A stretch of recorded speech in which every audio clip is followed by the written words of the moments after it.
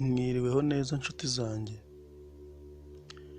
uyu munsi ngiye kukubwira ibintu 10 wakwitaho kugira ngo urukundo rwawe rukomere kandi rurambe.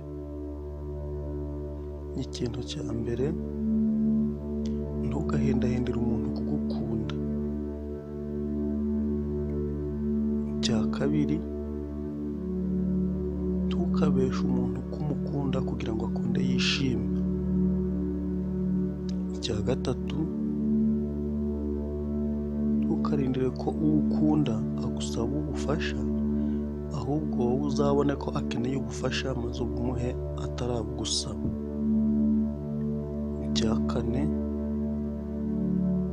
ntuzibagirwe umukunzi wawe mu gihe hari byinshi byiza yagukoreye. Icya gatanu,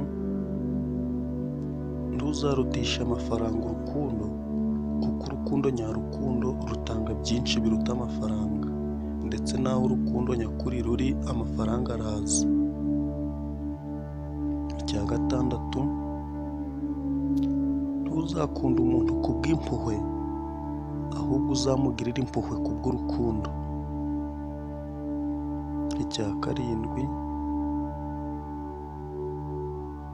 urajya ucaho uwo ukunda mwihereye, mu ruhame umurengere. Icya munane, ujye ushimishwa n'uko uwo ukunda akundwa na benshi, kuko icyo ni ikimenyetso cy'uko yakurutishije benshi. Icya cyenda, ujye uha agaciro icyo ari cyo cyose uwo ukunda gukoreye, kuko iteka ryose agikorera kugushimisha. Icya 10 ari nacyo cya nyuma,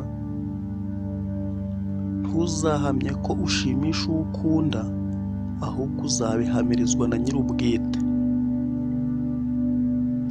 Ibi byose tumaze kubona rero, nubyubahiriza ukabiha agaciro, iteka ryose ukabizirikana mu rukundo, urukundo rwawe ruzagenda neza, rukomere kandi rurame. Bye bye.